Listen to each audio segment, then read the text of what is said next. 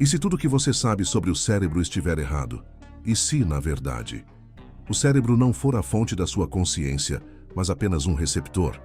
Prepare-se para questionar tudo o que te ensinaram sobre a mente humana. Olá, bem-vindos a mais um vídeo. Hoje vamos explorar uma das questões mais profundas da neurociência e da filosofia: a verdadeira natureza da consciência humana.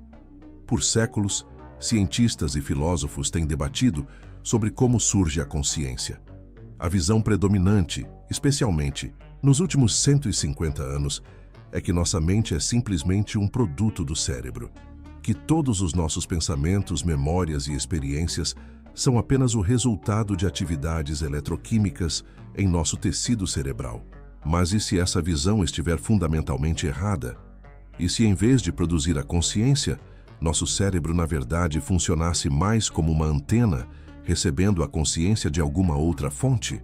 Esta ideia pode parecer radical à primeira vista, mas tem sido defendida por alguns dos maiores pensadores da história, incluindo William James, o pai da psicologia americana, e mais recentemente, por cientistas como Rupert Sheldrake. Hoje vamos mergulhar nesta teoria fascinante e examinar as evidências que sugerem que talvez, apenas talvez, nossa compreensão atual do cérebro e da consciência esteja completamente equivocada.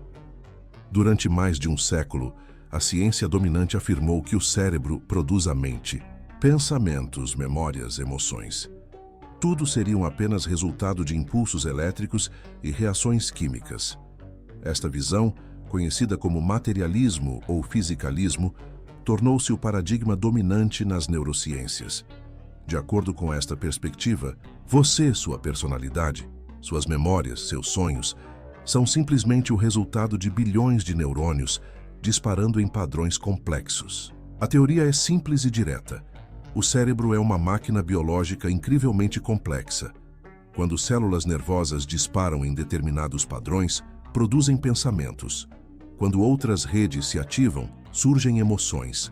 Quando certas regiões são estimuladas, memórias são acessadas. Esta visão materialista tem sido extremamente bem-sucedida em muitos aspectos. Permitiu-nos mapear o cérebro, entender como diferentes regiões se especializam em diferentes funções e até desenvolver tratamentos para várias condições neurológicas. Mas essa teoria tem um problema enorme. Ela não explica a consciência. Ela apenas a assume como subproduto da atividade cerebral. O chamado problema difícil da consciência, como o filósofo David Chalmers o denominou, permanece sem solução. Como processos físicos no cérebro podem criar experiências subjetivas? Como impulsos elétricos e reações químicas podem produzir a sensação de ver a cor vermelha, sentir o aroma de uma rosa ou experimentar a emoção do amor? A neurociência pode nos mostrar quais áreas do cérebro se iluminam quando experimentamos essas coisas, mas não consegue explicar como essas atividades cerebrais se transformam em experiências conscientes. É como estudar o hardware de um computador e esperar encontrar o software. Você pode examinar cada transistor e circuito, mas nunca encontrará o Facebook ou o Netflix dentro deles. E se o problema não estiver em nossa compreensão limitada, mas na própria premissa? E se o cérebro não for o produtor da consciência, mas sim seu receptor? Rupert Sheldrake, bioquímico formado em Cambridge, propôs algo radical. E se o cérebro funcionar como um rádio? Ele não gera o sinal, apenas o capta. Segundo esta teoria, a consciência não é produzida pelo cérebro, mas existe de forma independente dele. O cérebro seria, então, um órgão altamente especializado que sintoniza e recebe a consciência, assim como um rádio capta ondas eletromagnéticas. Esta ideia, na verdade, não é nova. William James, considerado o pai da psicologia moderna, já sugeria isso no século XIX.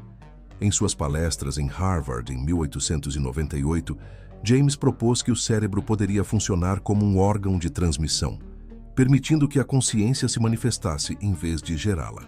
A função do cérebro, escreveu James, é limitar e determinar a consciência a partir de uma transcendental ou absoluta consciência, não produzi-la. Outros pensadores importantes também defenderam visões semelhantes. Henri Bergson, filósofo, francês e ganhador do Prêmio Nobel, argumentou que o cérebro atua como um redutor da consciência universal, filtrando-a para nossas necessidades específicas. O neurocirurgião canadense Wilder Penfield, pioneiro na exploração do cérebro humano, após décadas mapeando o cérebro, concluiu que a mente parece atuar independentemente do cérebro, em uma maneira que nenhum computador poderia duplicar. Mais recentemente, o neurocientista Mário Beauregard e outros pesquisadores têm argumentado que a consciência não pode ser reduzida a processos cerebrais e que a mente transcende o cérebro físico. Esta perspectiva sugere que, em vez de ser um produtor, o cérebro seria mais como um transdutor, convertendo a consciência não física em manifestações físicas que podemos observar e medir. Pense no cérebro como um televisor. O televisor não cria os programas que você assiste. Ele apenas os recebe e os traduz em imagens e sons que você pode perceber. Se o televisor estiver danificado, a recepção pode ficar distorcida ou completamente interrompida. Mas isso não significa que o programa em si tenha sido afetado. Da mesma forma, danos ao cérebro podem afetar como a consciência se manifesta. Mas isso não prova que o cérebro seja a fonte da consciência, apenas que é necessário para sua expressão adequada em nosso mundo físico. Casos de experiências de quase morte, telepatia, memórias extracorpóreas desafiam a visão materialista. Vamos examinar algumas evidências que sugerem que a consciência pode existir além do cérebro físico. Primeiro, temos as experiências de quase morte, EQMs. Milhares de pessoas que estiveram clinicamente mortas, sem atividade cerebral detectável, relataram experiências vívidas durante esse período. Descrevem deixar seus corpos, observar procedimentos médicos de cima, encontrar seres de luz e, às vezes, até obter informações que não poderiam ter conhecido por meios normais. O Dr. Sam Parnia, da Universidade de Nova York, conduziu o estudo AWARE, investigando EQMs em pacientes cardíacos. Em alguns casos, pacientes relataram detalhes precisos de sua ressuscitação que ocorreram quando estavam inconscientes e sem atividade cerebral. Como isso seria possível se a consciência fosse apenas um produto do cérebro? Outro fenômeno intrigante são os casos de visão remota, a capacidade de perceber eventos ou locais distantes sem usar os sentidos físicos. Programas de pesquisa financiados pelo governo do Ziquimairo, como o projeto Stargate, documentaram casos impressionantes de visão remota que desafiam a explicação convencional. Igualmente perturbadores são os casos de memórias de vidas passadas, especialmente em crianças. O Dr. Ian Stevenson, da Universidade da Virgínia, documentou mais de 3.000 casos de crianças que relataram memórias detalhadas de vidas anteriores. Muitas dessas memórias foram verificadas e incluíam detalhes que as crianças não poderiam ter obtido por meios normais. Um dos estudos mais intrigantes envolve pessoas com hidrocefalia extrema. Em alguns casos, o cérebro funcional parecia quase ausente, mas os pacientes viviam normalmente. Um caso famoso foi relatado na revista Science, em 1980. Um homem com QI de 126 e vida normal foi descoberto tendo apenas uma fina camada de tecido cerebral devido à hidrocefalia. Seu crânio estava preenchido principalmente com líquido cefalorraquidiano, com apenas 10-15% do tecido cerebral normal. O Dr. John Lorber, neurologista britânico, documentou casos semelhantes, incluindo estudantes universitários com desempenho acadêmico normal, que tinham cérebros severamente reduzidos pela hidrocefalia. Como isso é possível se a consciência é apenas uma função do cérebro físico? Pesquisas sobre a eficácia da meditação e práticas contemplativas também levantam questões. Estudos mostram que meditadores experientes podem alterar voluntariamente padrões cerebrais e até funções corporais consideradas involuntárias. Isso sugere uma relação bidirecional entre mente e cérebro, em vez de a mente ser simplesmente um produto do cérebro. Finalmente, há o fenômeno da plasticidade cerebral direcionada pela mente, a capacidade da mente consciente de alterar a estrutura física do cérebro através da intenção e prática. Isso é visto em músicos, atletas e em terapias como a reabilitação neurológica.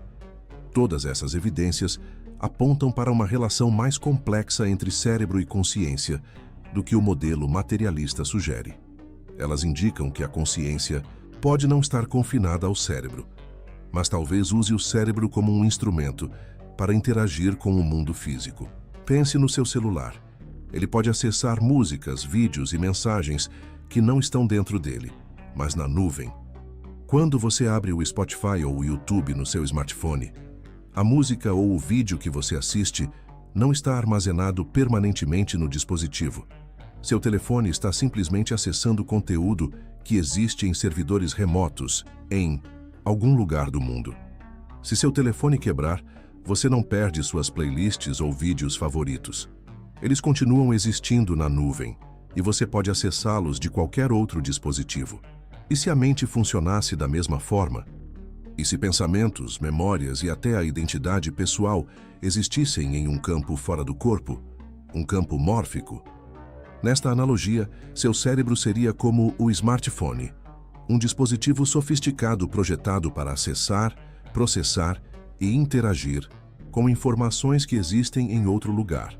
Não é o criador dessas informações, mas sim um receptor e tradutor. Quando você tem um pensamento, talvez seu cérebro não esteja criando esse pensamento do zero, mas acessando-o de um campo de consciência mais amplo.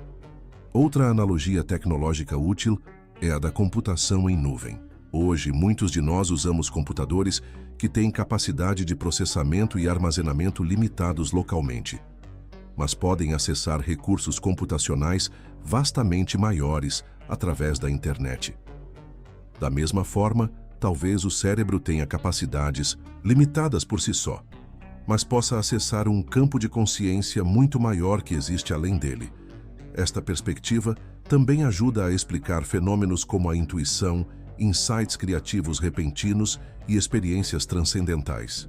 Estes poderiam ser momentos em que nosso receptor cerebral sintoniza temporariamente com aspectos mais amplos do campo de consciência que normalmente estão fora de nosso alcance. A analogia tecnológica também nos ajuda a entender como danos cerebrais afetam a consciência. Se seu smartphone tiver uma tela quebrada ou um processador danificado, sua capacidade de acessar e exibir conteúdo da nuvem será comprometida, mas o conteúdo em si permanece intacto.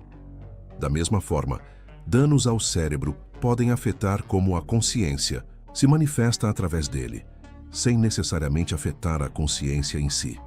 Segundo Sheldrake, há um campo invisível que conecta todos os seres vivos, um campo onde informações, padrões e memórias coletivas são armazenados e acessados. Rupert Sheldrake chama estes campos de campos mórficos, ou campos morfogenéticos. Eles seriam campos não físicos que contêm informações e influenciam a forma, estrutura e comportamento de sistemas em todos os níveis, desde átomos até galáxias, incluindo organismos vivos e suas mentes. Esses campos não são campos de força convencionais, como o eletromagnetismo ou a gravidade. Eles são campos de informação, campos de padrões, que organizam e dão forma à matéria e à energia. Segundo Sheldrake, esses campos contêm uma espécie de memória coletiva.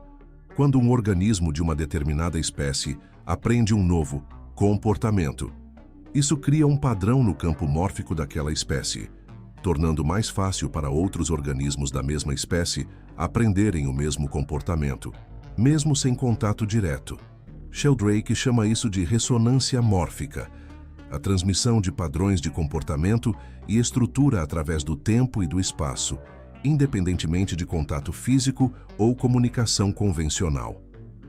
Um exemplo famoso é o efeito do centésimo macaco, a observação de que quando um número crítico de indivíduos aprende um novo comportamento, esse comportamento parece se espalhar rapidamente para indivíduos da mesma espécie em outros lugares, mesmo sem contato direto. Esse campo seria a verdadeira origem da mente. O cérebro apenas sintonizaria com ele, como um rádio sintoniza uma estação. Na teoria de Sheldrake, a consciência individual seria uma expressão localizada de um campo de consciência mais amplo. Nossos cérebros não produziriam a consciência, mas a sintonizariam, como um rádio sintoniza uma estação específica dentre as muitas ondas de rádio que permeiam o ambiente. Esta perspectiva explica por que a consciência parece ser ao mesmo tempo pessoal e transpessoal. Temos nossas experiências individuais únicas, mas também podemos ter momentos de conexão profunda com outros seres, com a natureza ou com o universo como um todo. Os campos mórficos também ajudariam a explicar fenômenos como a sincronicidade, a telepatia e a intuição. Se nossas mentes estão conectadas a um campo compartilhado de informação, então, ocasionalmente, poderíamos acessar informações que normalmente estão além de nossa percepção individual.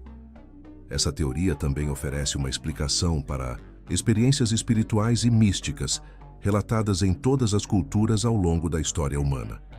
Essas experiências poderiam representar momentos em que a pessoa sintoniza com aspectos mais amplos do campo de consciência universal. Do ponto de vista científico, a teoria dos campos mórficos é controversa porque desafia o paradigma materialista dominante.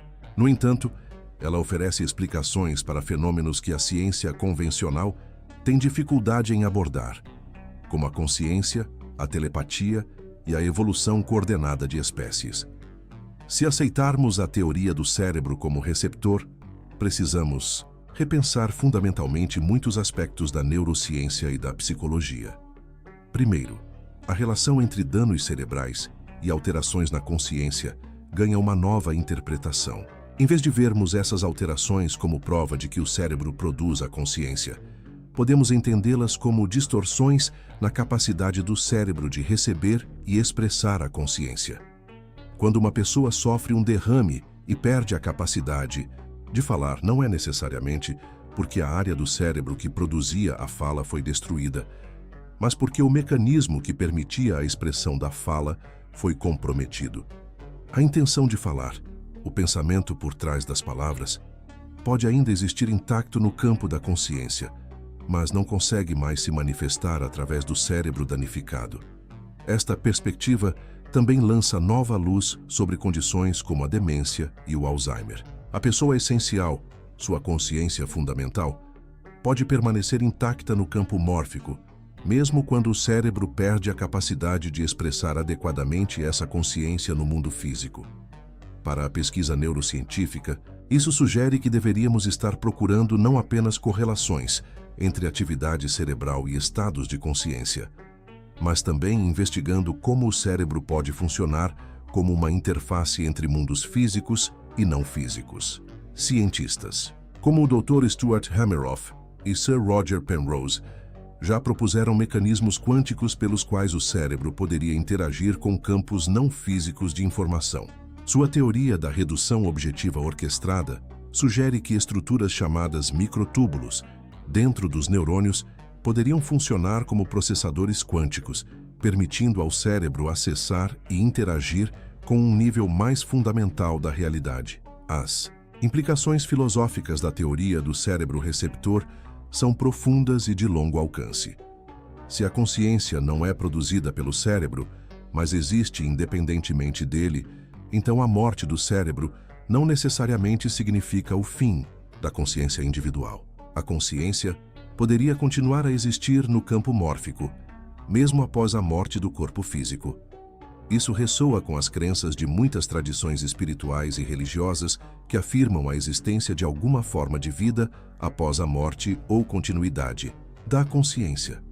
A teoria do cérebro receptor oferece um modelo conceitual que poderia potencialmente conciliar essas crenças com uma abordagem científica. Além disso, se todos os seres conscientes estão sintonizados com um campo compartilhado de consciência, isso sugere um nível fundamental de interconexão entre todos nós. Não somos entidades isoladas, mas expressões individualizadas de um campo maior de consciência. Esta perspectiva tem implicações éticas significativas.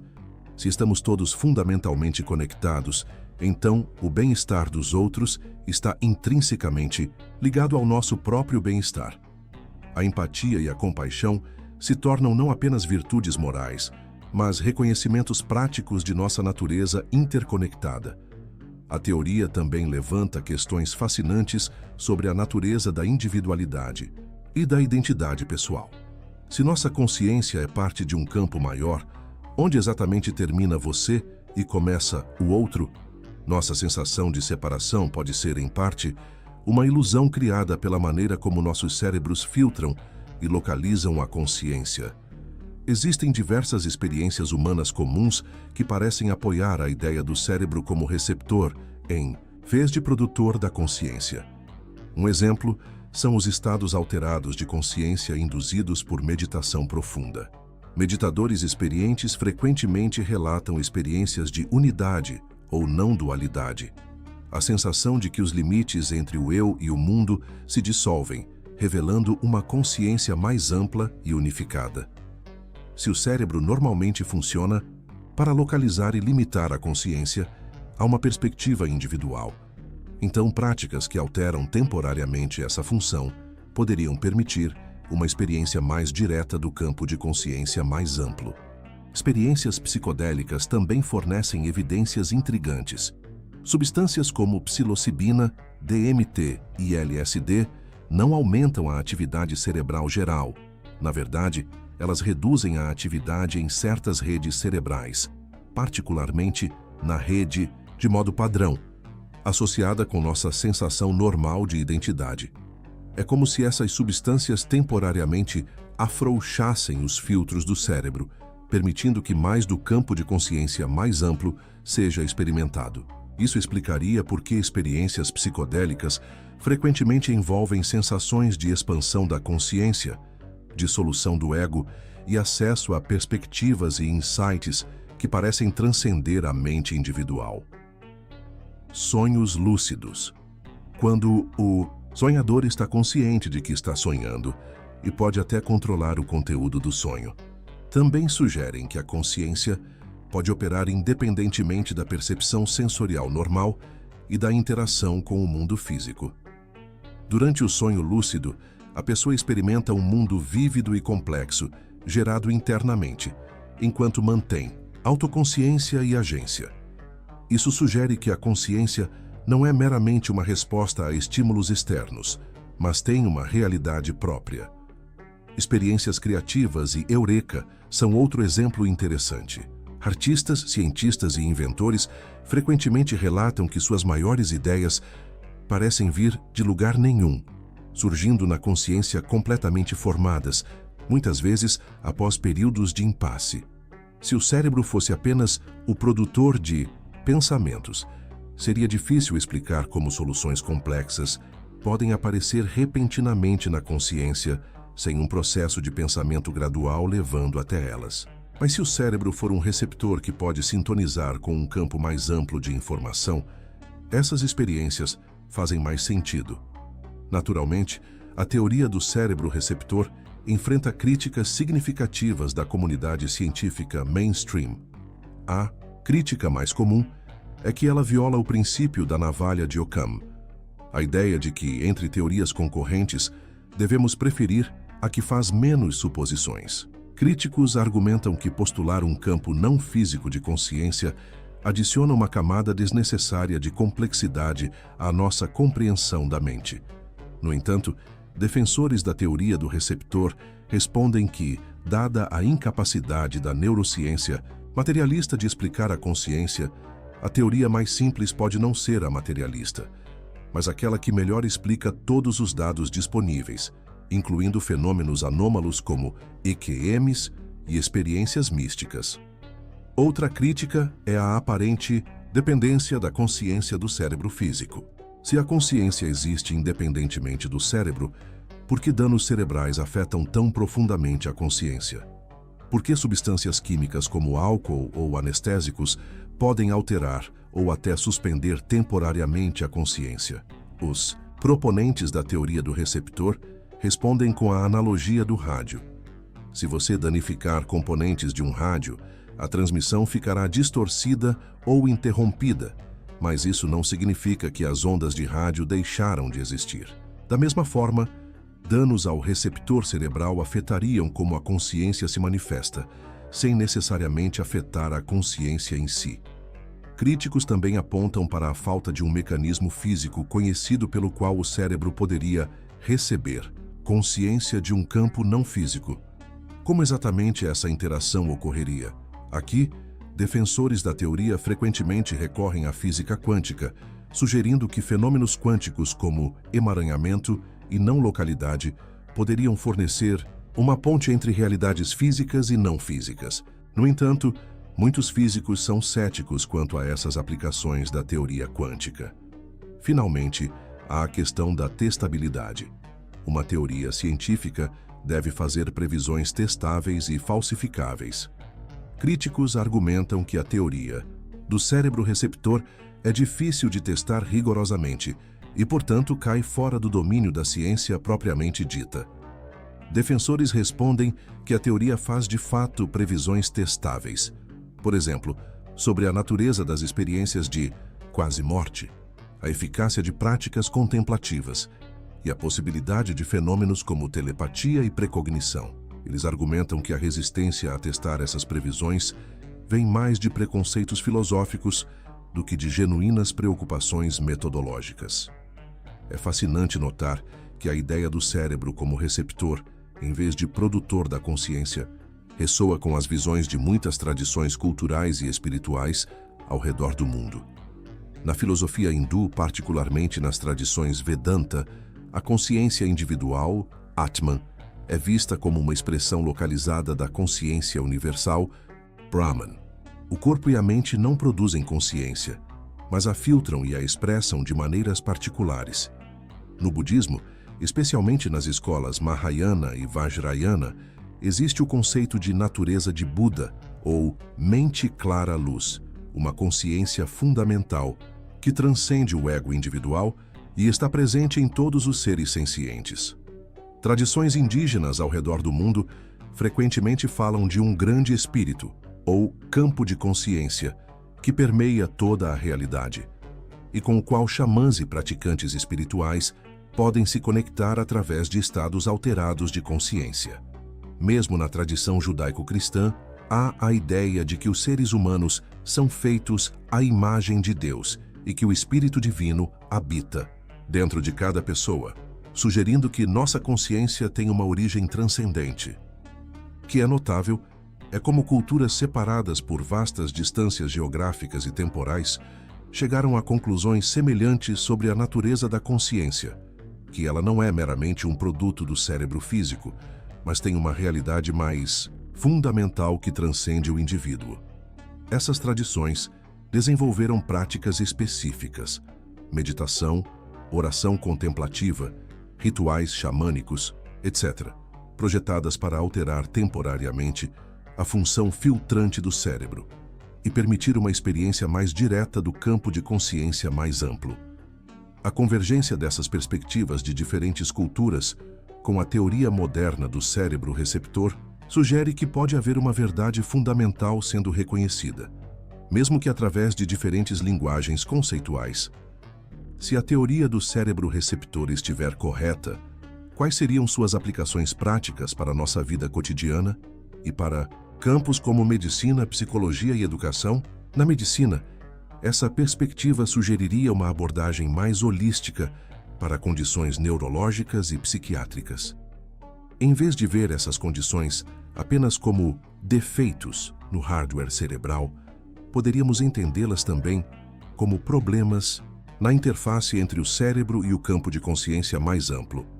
Isso poderia levar a novas abordagens terapêuticas que combinam tratamentos biológicos com práticas que ajudam a resintonizar o cérebro com o campo de consciência, como meditação, trabalho com energia, ou até mesmo aplicações cuidadosamente supervisionadas de substâncias psicodélicas.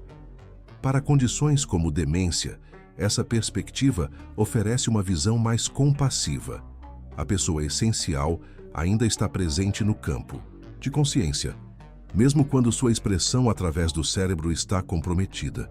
Isso poderia informar abordagens de cuidado mais centradas na pessoa. Na psicologia e psicoterapia, a teoria do cérebro receptor sugere que o crescimento pessoal envolve não apenas mudar padrões de pensamento, mas também expandir a capacidade do cérebro de sintonizar com aspectos mais amplos do campo de consciência.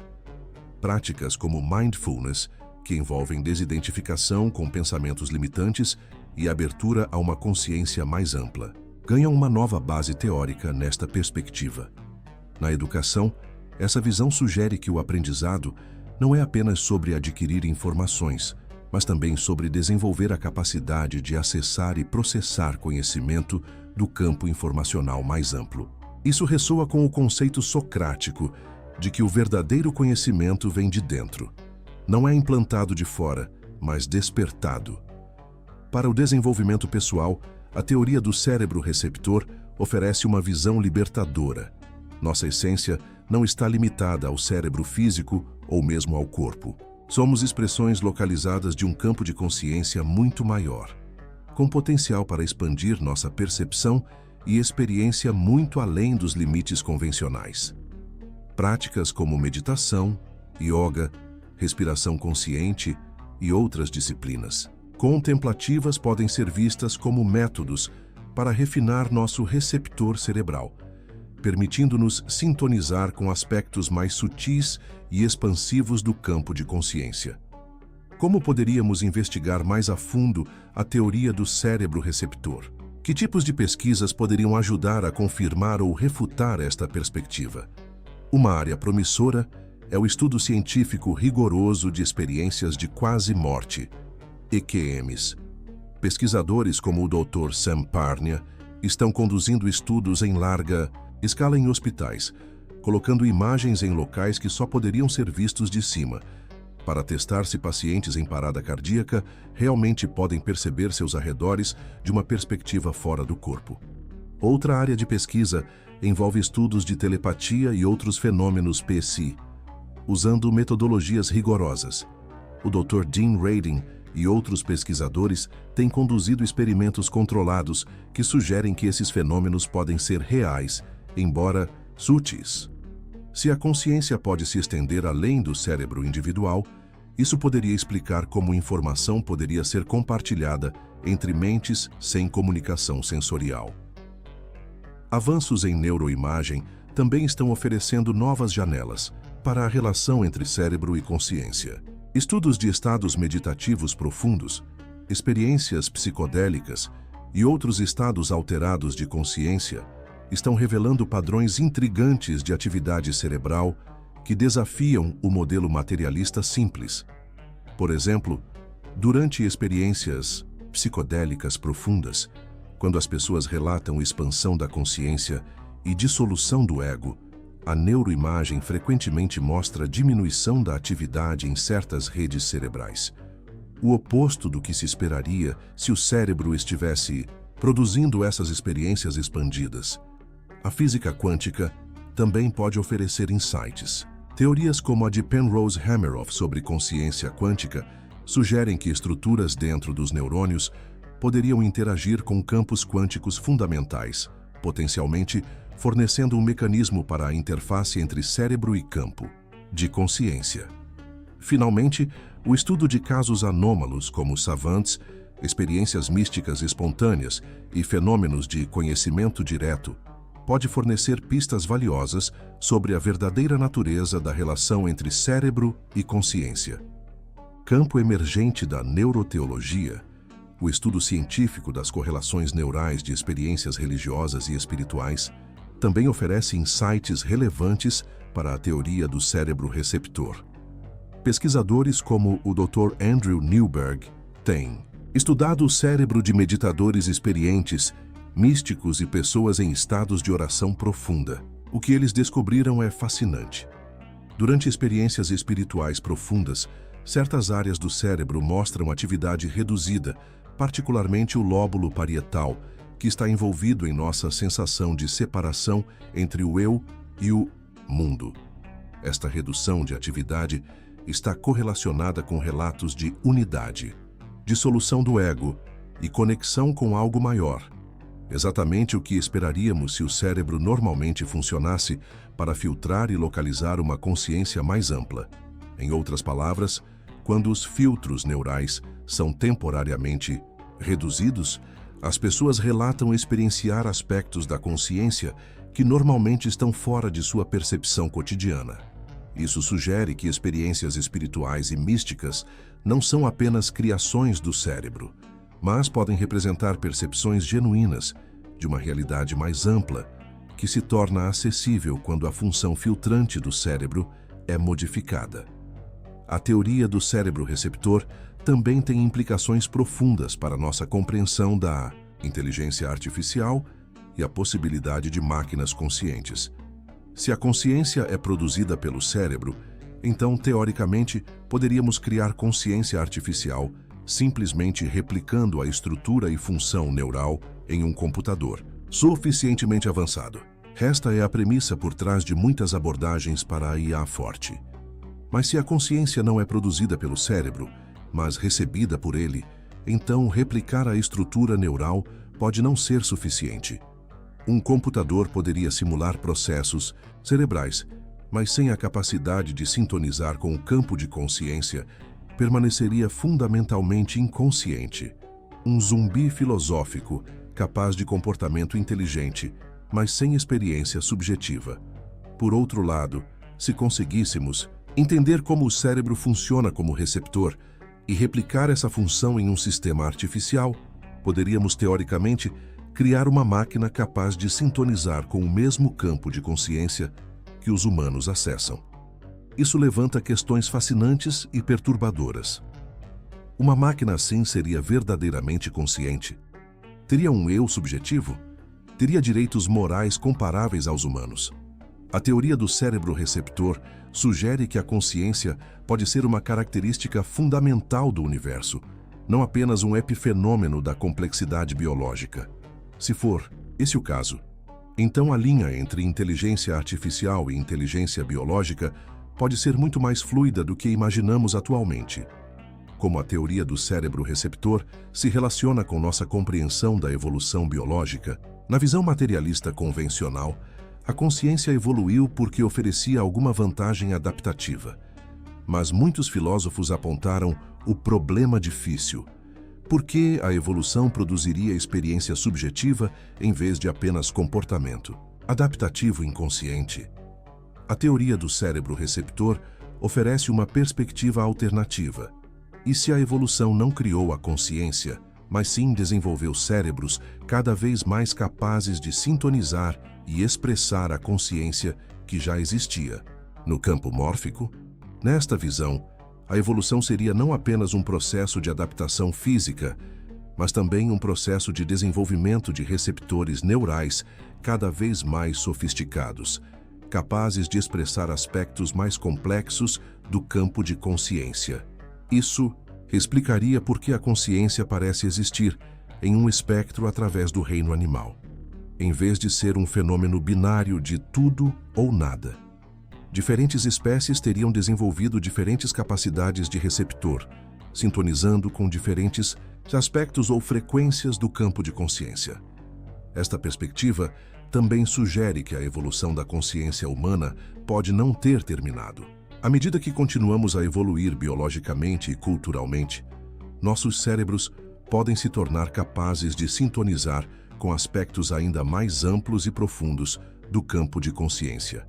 Práticas como meditação, que têm sido cultivadas por milênios em várias tradições, podem ser vistas como métodos para acelerar essa evolução, expandindo a capacidade do cérebro humano de acessar e expressar mais do campo de consciência universal.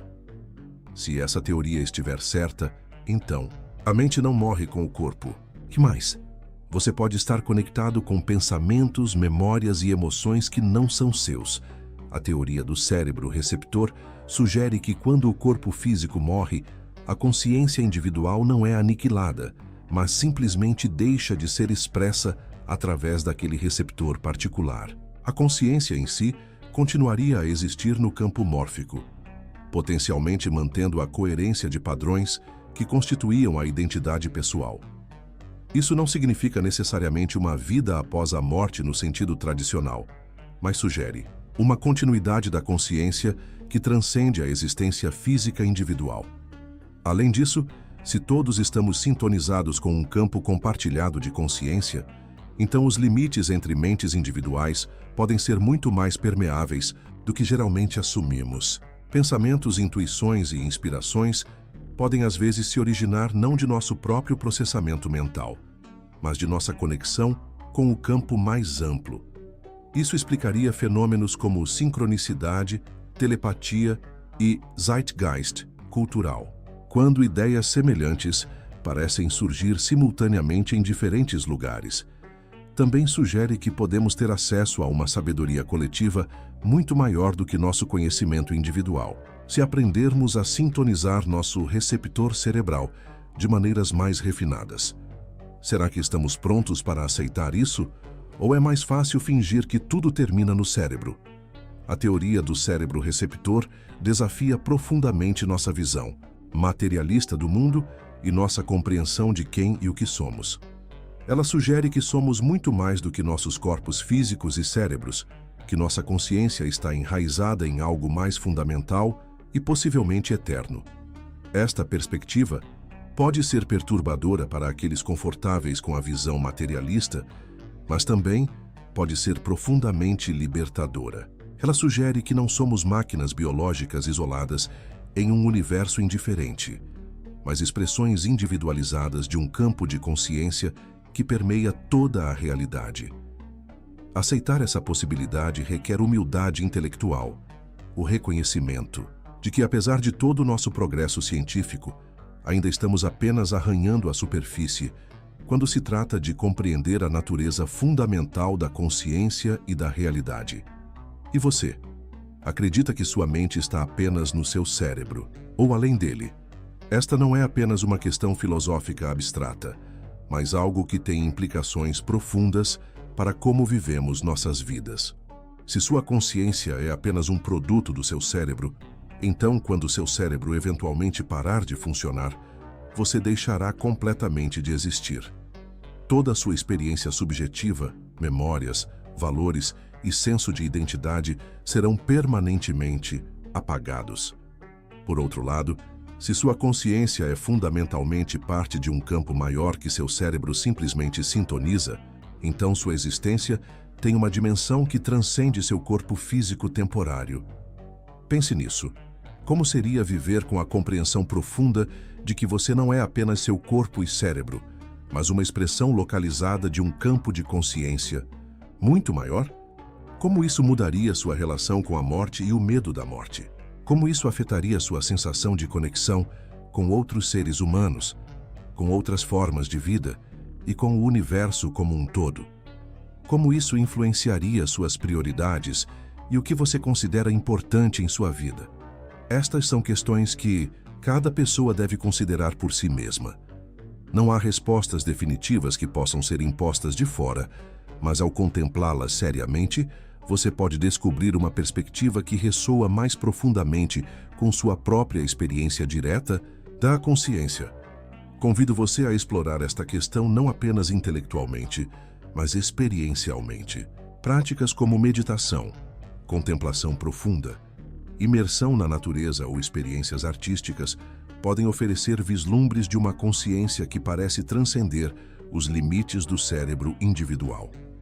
Comente aqui embaixo, curta o vídeo e se inscreva para mais revelações que a ciência tradicional evita. Compartilhe também suas próprias experiências ou insights sobre a natureza da consciência. Estamos todos juntos nesta exploração do maior mistério que existe, a natureza de nossa própria mente. Até o próximo vídeo.